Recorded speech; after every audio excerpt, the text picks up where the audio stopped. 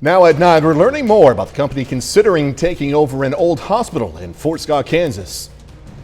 New York officials say they got their guy. I'm Lauren Blanchard in Brooklyn, New York. The latest on Tuesday's subway attack. The 4 states' most watched news starts now.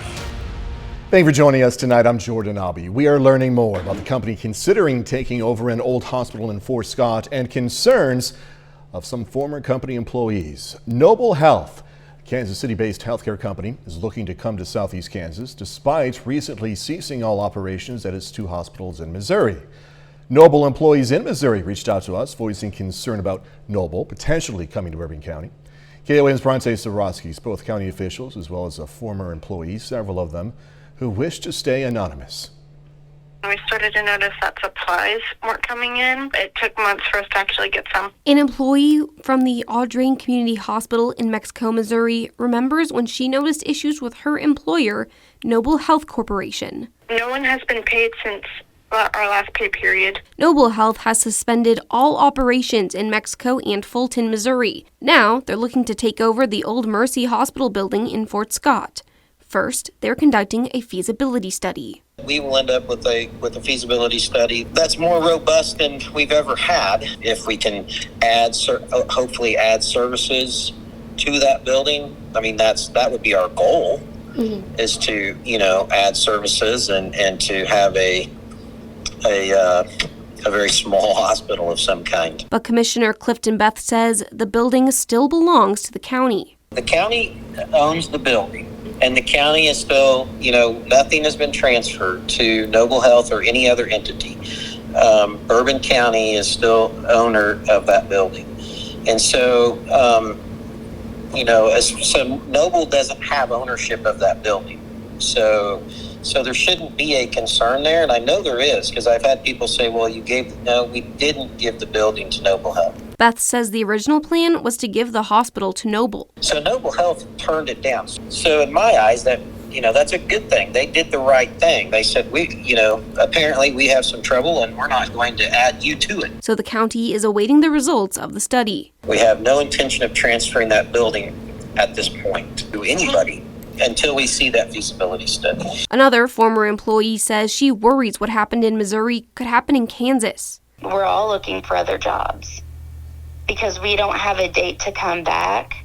And even if we did have a date to come back, most employees would be very leery about going back because you don't know what you're going back to. And we still haven't been paid. And then to see it on social media that they are trying to reopen a hospital in Bourbon County that's been closed for 2 years. And I saw Tom Bouger do a presentation. It's despicable. We tried to find more information on Noble Health, but their website has been down the past few days. Bronte Sorosky reporting. We also reached out to Noble's publicist, Nancy Mays, with a series of questions to understand what happens to employees in Missouri, why their website was down, and how Noble is going to prevent what happened in Missouri from happening in Kansas, should their hospital open here. The only information she shared is that their feasibility study will be completed in May. Doug Heddy joining us now. First look at the forecast. Chilly day today, Doug. Yeah, it really was. After we had the showers, we had the thunderstorms last night into the morning hours. Now we were in the 70s early this morning, and then of course we dropped throughout the day, and most of the day we sat into the 40s to lower 50s, but actual high goes down to 70, and then we dropped down to about 44 degrees. Had some low-grade severe thunderstorms early this morning. Nothing out there right now. All the clouds, all the showers, all the thunderstorms, these have raced off toward the east, so we actually look pretty good from this point on, but it is cooling down. We're sitting into the low to mid 40s right now. We're going to get a frost later on tonight. We're going to look at that. Next chance for rain here in just a bit. Doug, thanks as always. Pittsburgh police arrested a suspect who they say shot at 2 people. Authorities say on Sunday, 41-year-old Elijah Shedd was following the 2 victims on a motorcycle before pulling around them at the intersection of Jefferson and Elm. There, he allegedly fired 3 rounds at them before driving off. The victims drove to the area of George Nettles Elementary and called police. Officers found Shedd yesterday, then arrested him. He bonded out, but the arrest violated his parole from a previous conviction, so he was arrested again today. Pittsburgh police also arrested a woman wanted on multiple felony warrants in 2 counties. We told you last week about Belinda Sue Cameron. She was wanted in Crawford and Birmingham counties for several charges, including aggravated endangering a child, aggravated robbery, and aggravated battery. Authorities today say tips from local residents led to her arrest at a home in the 300 block of West Forest in Pittsburgh. Well, the Stone County, Missouri prosecutor refiled charges against 3 employees of the former Ride the Ducks company in Branson. Now, a judge last week dismissed criminal charges against 3 men, Kenneth McGee, Curtis Laham, and Charles Beltzel, who were being prosecuted after an accident involving duck boats on Table Rock Lake that killed 17 people back in 2018. Well, McGee now faces 17 involuntary manslaughter charges and 12 endangering the welfare of a child, death of a child charges. Lanham and Beltzel each face 17 involuntary manslaughter charges. Well, the Knights of Columbus in Webb City, Missouri, presented a donation to Crowder College's Behavior Support Center, a check for $619. The Behavior Support Center helps people with intellectual disabilities transition into the next phases of life. We are planning on using the funds to buy supplies for the program. We are looking at building our living skills supplies, so that may be living room furniture or a dishwasher or some vocational kits. Donated money came from a recent Tootsie Roll fundraiser the Knights of Columbus organized. Some local students helped out at the local nonprofit. Cherryvale, Kansas Middle and High School student councils traveled all the way to Joplin to visit the Ronald McDonald House. It's a long drive, too. While there, they donated aluminum pop tabs collected by students. Also learned about the charity's mission. One of the missions of Student Council is to give back to the community, and we had several students that once we started asking around, their families had used Ronald McDonald House at some point, and we thought that this would be a wonderful way that we could give back just beyond our local community. Students say they chose to work with the Ronald McDonald House when they learned that the charity has helped several families in need, from Cherryvale specifically. The Allen County, Kansas Airport is going to be able to make some improvements. That's thanks to a state grant. Kansas Department of Commerce for infrastructure improvements is giving the airport nearly $3 million. Those funds are going to be used to increase the capacity of utilities at the airport, including water, electric, broadband internet, and roads.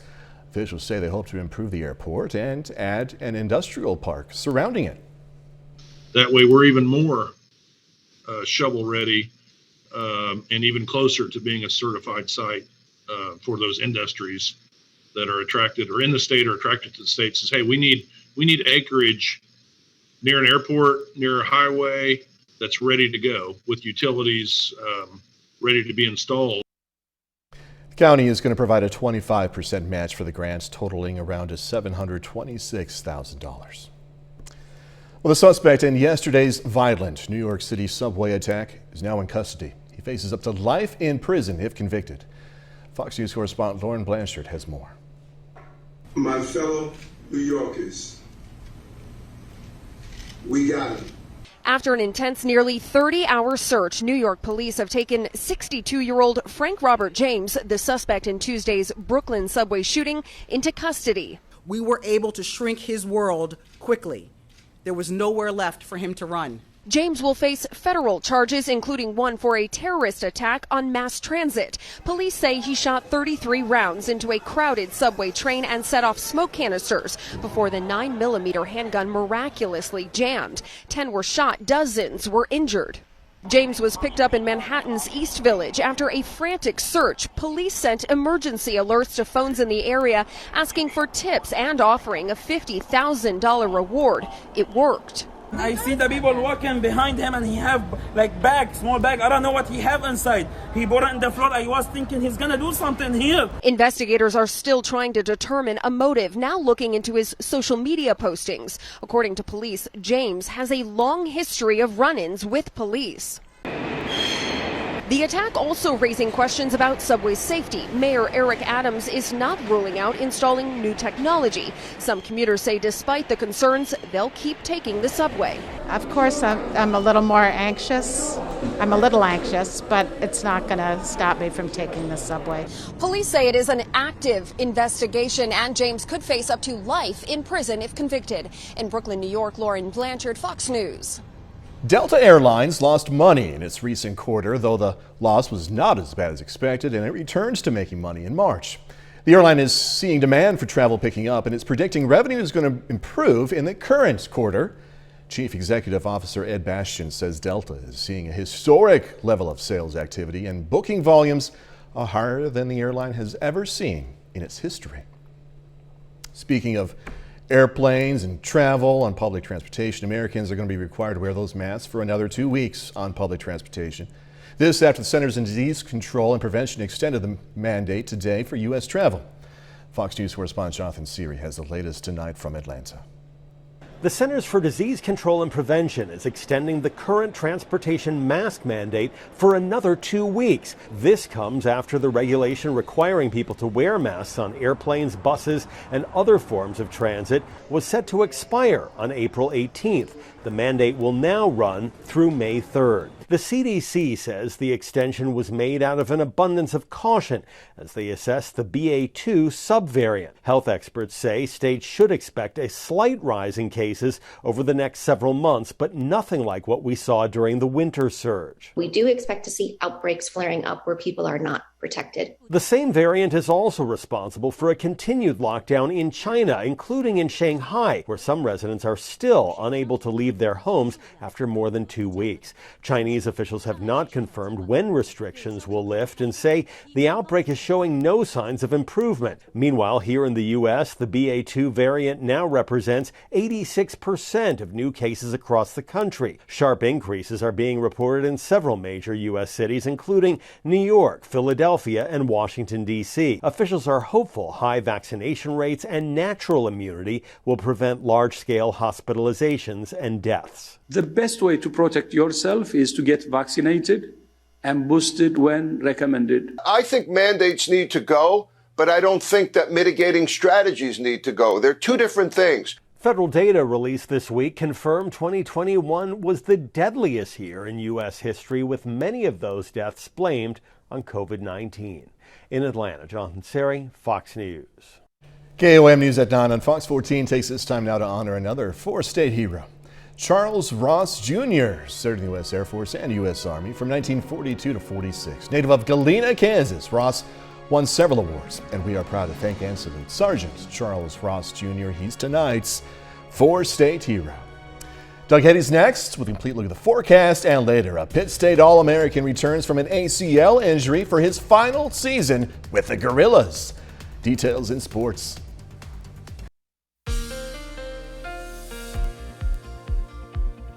Well, of course, we had showers. We had thunderstorms last night. Thankfully, we didn't have to deal with anything too severe, but some heavy amounts of rain, especially south of I-44, north of I-44, not as much. In fact, only 0.2 of an inch at the airport in Joplin. For the month, about 4 inches, 10.5 for the year, so we're above by about 1.5 inches for this time of the year.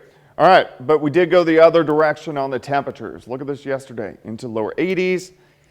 Not today. Almost 30 degrees cooler during the afternoon hours, and it's getting kind of cold outside if you haven't been out over the past couple hours. Most of us sitting low to mid 40s, and we're going to drop back later on tonight. I think most of us will kind of back down and hover just above freezing, which means we're going to get a pretty good frost. Plus the winds are calming down, so clear skies, calm winds. Temperatures will start to tank. 46 right now, dew points at 29. This will come up a little bit. This number cannot go below that number, but it's going to make a run at it, and they'll eventually meet. So when your temperature and your dew point meet, you get dew or frost in this situation. That's what we're going to have tonight. All right, look at the thunderstorms during the morning hours. Some heavy amounts of rain. Had some low-grade severe thunderstorms. All these rolling east. Had a few leftover showers this afternoon, but now we have pretty much clear skies. Not too much is going on outside. All those storms racing across southeastern parts of the U.S. A lot of severe weather. Missouri, Arkansas, Mississippi, Tennessee, Kentucky throughout the daytime hours today. A couple weak little waves out to the west, which will affect us as we go through the next few days.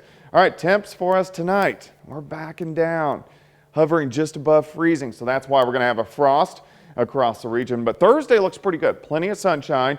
We do rebound back into the 60s. So it's going to be a nice day. 35 in the morning, 58 by noon.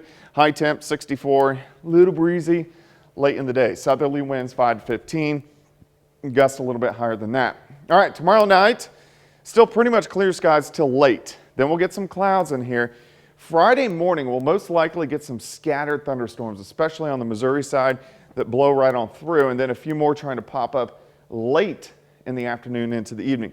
These don't look severe, maybe a little bit stronger though, so we'll keep our eyes on that. Scattered thunderstorms as we head into Friday evening, and then it looks like by Saturday morning we just kind of switch over to some light showers, and Saturday is going to be a little bit cooler of a day, especially with these showers just to our south. So cooler on Saturday. This system will get the moisture lifting back in Sunday morning, which is Easter, so we're going to have to watch out for some scattered showers Easter morning. All right, 64 Thursday, 70 on Friday, 61s Saturday, Sunday, and Monday, with those chances for a few scattered showers and thunderstorms. Thunderstorms back in late Tuesday as well. Those could be strong to severe. All right, so asking for a friend, if they have yard work, a lot of yard work to do on Saturday, is it a good day to do that yard work? Yeah, you can do it in the afternoon. It's going to be chilly. Okay. So. Well, you can come over to my house then. It'll be ready for you. I got plans, man. Doug Heddy, thanks, man. See you in a little bit. All right, coming up, inflation. Another economic indicator out Wednesday shows how much wholesalers are paying compared to a year ago. I'm Chad Pergram on Capitol Hill. More on that story next.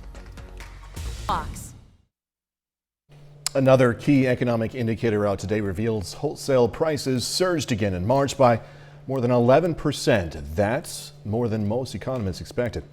The Biden administration says Russia's invasion of Ukraine is playing a major factor in rising prices. Republicans in Congress, however, don't buy it. They believe it's going to be a key issue for voters come November. Fox News congressional correspondent Chad Pergram reports from Capitol Hill.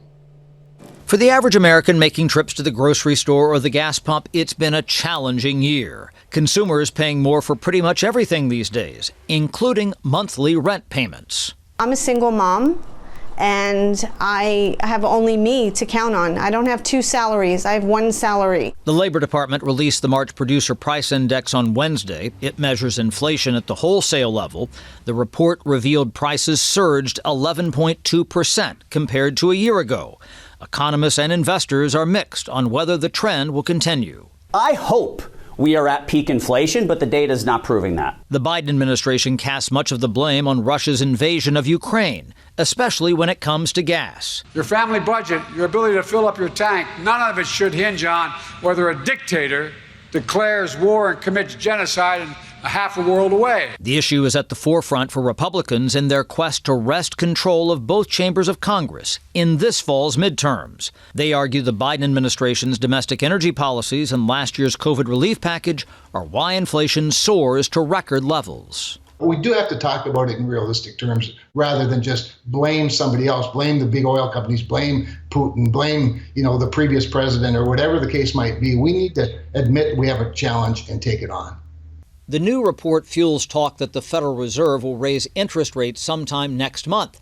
That could be an effort to tamp down inflation. On Capitol Hill, Chad Pergram, Fox News. Still ahead, abortion laws. Oklahoma has passed one of the country's strictest bans on abortion.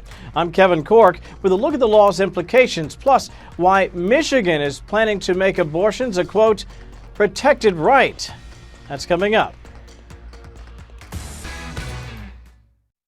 The battle over abortion rights continues, taking center stage in the national spotlight, with two states now taking two very different stances on the medical procedures.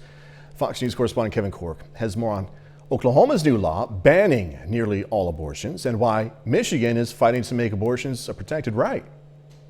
Oklahoma Republican Governor Kevin Stitt signing a new law Tuesday banning all abortions in his state unless deemed necessary for medical emergencies. The controversial law set to go into effect this summer unless blocked by a court and would result in abortion providers facing either a $100,000 fine, 10 years in jail, or both. Oklahoma consistently has one of the worst maternal mortality rates in the country.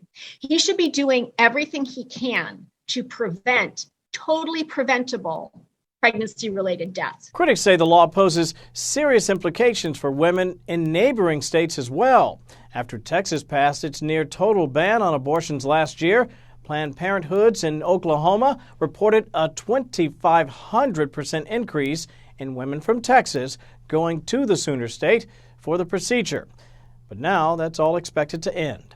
We want Oklahoma to be the most pro-life state in the country. At the opposite end of the spectrum, Michigan Democratic Governor Gretchen Whitmer filed a lawsuit last week seeking to make abortion a, quote, protected right in Michigan's state constitution. It is hard on our patients and for anyone who may need an abortion to not know if they could wake up tomorrow and not have access to health care. Michigan is one of 8 states with an unenforced abortion ban. Governor Whitmer's lawsuit is a preemptive measure meant to protect access to abortions in case the Supreme Court ever overturns Roe v. Wade. I'm Kevin Cork, Fox News. All right, so when this female celebrates a birthday, like today, it deserves worldwide attention. Gonna learn why next. The world's oldest gorilla celebrating her birthday with a sweet treat. Fatu turned 65 years old today. Her zookeepers at the Berlin Zoo arranged for a cake made out of rice, veggies, and some fruit. Good stuff, right? Now, western lowland gorillas are an endangered species with a life expectancy of about 40 years. Okay, 40 years, and as you see, she's turning 65. Their natural habitat is Central Africa, more specifically Cameroon, the Central African Republic, and the Republic of Congo. During her life at the zoo, Fatu only had one offspring, but is a grandmother, great-grandmother, and great-great-grandmother several times over. Smart, too, because she went to Pitt State, I think. Probably not. Nestle Toll House is stepping up the sweetness. The beloved cookie brand is coming out swinging this summer with its first ever stuffed cookie dough. Look at that. The tasty treat is going to come in 2 flavors, chocolate chip cookie dough with fudge filling and double chocolate cookie dough with a salted caramel filling. Nick Kelly likes it. He's looking at it. Cookies are so big that only 4 are going to fit in each package. So get your sweet tooth ready. The company's cookies will be released in grocery stores nationwide this July. I had to put that in the program tonight because it looks so good. All right, 30 more minutes, news, weather, and sports coming your way. Hundreds of students gather here today at the Pitt State Construction Expo getting hands-on experience. I'm Jalen Banks with more on the story. The first busload of migrants from Texas's southern border are now in our nation's capital. I'm Lucas Tomlinson in Washington. I've got the details coming up. Some Pitt State students got a hands-on look at some of the equipment they're going to be operating in the future. PSU hosted its annual Construction Expo for the first time in 2 years. KOAM's Jalen Banks says more. After a 2-year hiatus, Pitt State was able to host its annual Construction Expo. The event hosted well over 100 students from all over the area, giving them a chance to see and use new tools and technology that is being used in the construction industry today. Well, students get to see the reality of what's happening because these companies are dealing with this every day. And so they're telling the students, this is the stuff we use on a daily basis. It's just not artificial, something your educators are telling you, but it's something that's real. And so we want you guys to get out here and experience what the real world is like. The expo featured 80 companies from all over the United States. Today's expo gave Pitt State, local junior college, and high school students the opportunity to work machines, use tools, and most importantly, network. 1,000% networking. It's about communicating, getting people to know each other and to make contacts. I probably made a dozen new contacts today of people that want to work with us and have us come to their school, or companies that want to know what can we do to help you guys more. This event serves as a bridge for students to go on to new opportunities within the construction industry and aims to continue to grow even more. From the Construction Expo at Pitt State University, Jalen Banks, KOAM News. The expo was started back in 2013. George Washington Carver National Monument Park near Diamond, Missouri is participating in the National Wellness Challenge. Visitors are being invited to participate in mental, learning, or physical wellness activities. The Wellness Challenge kicks off next week during National Park Week. The park encourages you to bring a friend or pet to enjoy these activities. BSE students minoring in dance presented the Dance Research Symposium and Performance at the Bicknell Center for the Arts tonight. The performance was titled Transformations, and students say it's a very proud moment for them to show what they've been taught. The first full bus of migrants from Texas arrived in Washington this morning as part of Texas Governor Greg Abbott's plan to counter the Biden administration's approach to illegal immigration.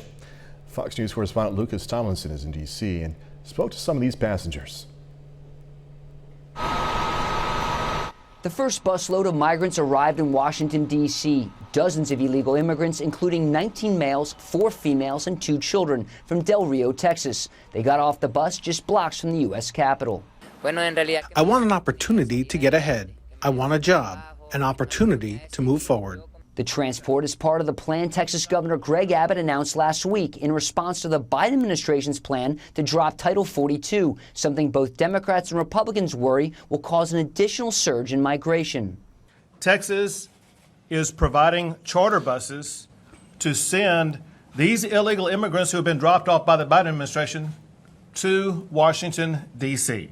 Texas provided the free ride to migrants released from federal custody, something the White House called a stunt. I'm not aware of what authority the governor would be doing that under. I think it's pretty clear this is a publicity stunt. But others say it's not a gimmick. It is about the only way that we can sort of grab the attention of the nation and of the federal government and say, meet your responsibilities to control the border.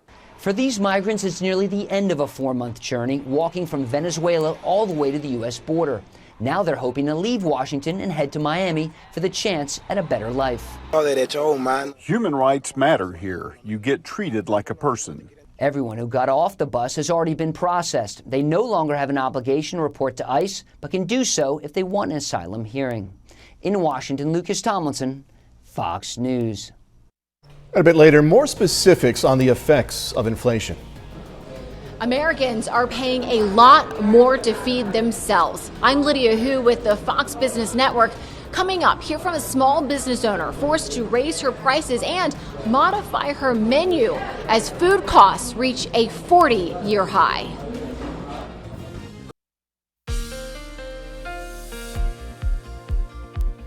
Well, it definitely turned out to be a much colder day for us today. We had showers, thunderstorms through the morning hours, some strong storms, even low-grade severe, some heavy amounts of rain. In our southern counties, a lot of areas north of I-44, you didn't get much, if any at all. 2/10 of an inch at the airport in Joplin for the month. We're sitting just shy of 4 inches. Also much cooler for us today. Lower 80s yesterday. Today, only into the low to mid 50s. For afternoon high, so quite a bit cooler. It's cold outside now. Look at this. We got 30s coming into our northern counties. Everybody else still sitting into lower 40s, but we're going to drop back as we go through the overnight hours tonight. We have clear skies. The winds are pretty much calm. Temperatures will start to go down, which means for us, some areas of freeze. 46 calm winds, dew point at 29 degrees. All right, all the showers, all the thunderstorms we had early this morning, these guys are gone. We've cleared out.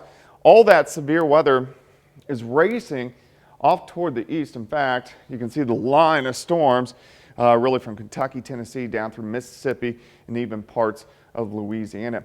Out to the west, we have a couple little waves. We got one across Montana. We have a second one out across parts of Oregon, northern parts of California. So these are going to play havoc with us as we go through the next few days into the weekend. All right, tonight, low to mid 30s. So a frost, which plants don't like in April. Tomorrow looks pretty good. Plenty of sunshine. Once we start warming up, it's going to be nice. 35 to start, 58 by noon, high temp 64, southerly winds 5 to 15. Not bad. Tomorrow night, we'll start to get some clouds in here late at night. And then during the morning hours, we're going to get some pop-up storms right through the region. Not too strong or severe, that will kind of shoot on by, especially southwestern Missouri. But by afternoon, we're going to get some additional scattered storms along and south of I-44. A few of these may be a little bit stronger. Could even be low-grade severe. something we'll keep our eyes on over the next couple days. And then as the cooler air rushes in, some showers sticking around Saturday morning, but we don't have to worry about anything severe. Now, this moisture returns by the time we head into Sunday morning. This is Easter, so we are going to have some scattered showers, maybe a few thunderstorms in the morning. The afternoon looks okay. Then we quiet down on Monday. Here comes our next system on Tuesday. Thunderstorms again, late Tuesday night into Wednesday morning. Some of those could be strong to severe. Then we calm down again. Then late next week, here we go again. Another big band of thunderstorms late Friday into Saturday. Some of those could be strong to severe. We're in that time of the year. Anytime we get thunderstorms, they can go severe. All right, 64 for us tomorrow, 70 on Friday, near 60 over the weekend into Monday, and then warming back up a bit the middle of next week. It'd be nice to get these chilly nights. Yeah, so after the system next weekend, we're going to go back down, so that may be our last one. All right. Doug, thank you so much. Coming up in sports, new head coaches for a pair of local basketball and football programs, plus Pitt State All-American safety aims to return to the field after an ACL injury ended his 2021 season early. Jacob Leonard joins us with that and more next. Americans are paying much more to feed themselves as those food prices are now at a 40-year high. Fox Business Network's Lydia Hugh has more now from New York.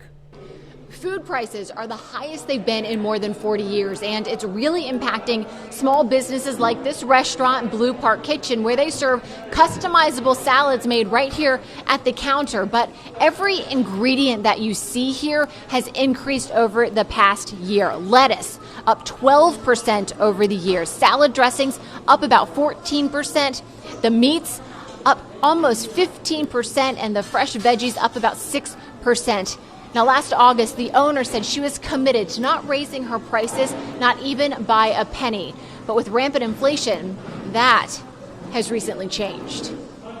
About 2 weeks ago with our spring menu change and increased prices anywhere from 10 to 20% across the board. I just want our guests to understand what's going on. I think they want small business, especially, to be around. They want to support us.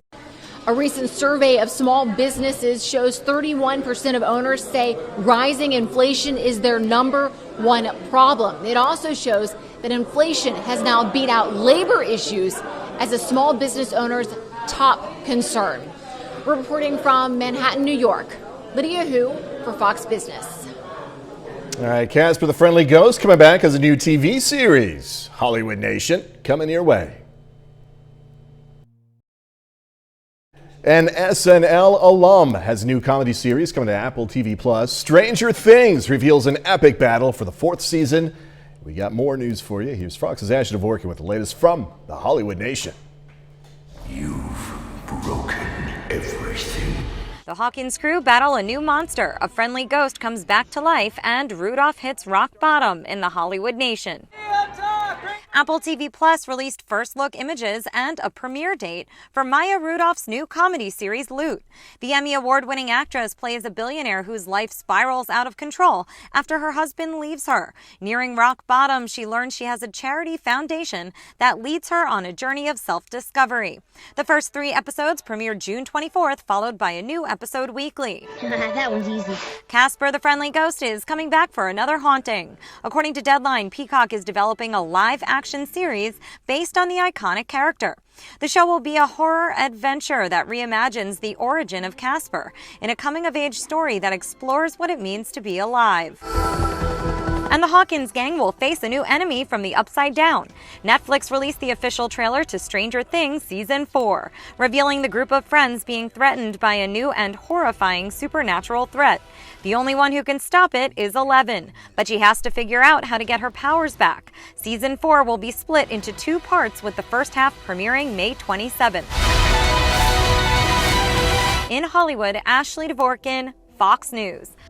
This looks like good stuff. Gonna leave you tonight. Thanks so much for joining us. Gonna leave you tonight with video of meerkats and gorillas enjoying Easter treats at a London zoo. Be safe. Do this all again tomorrow. See you then.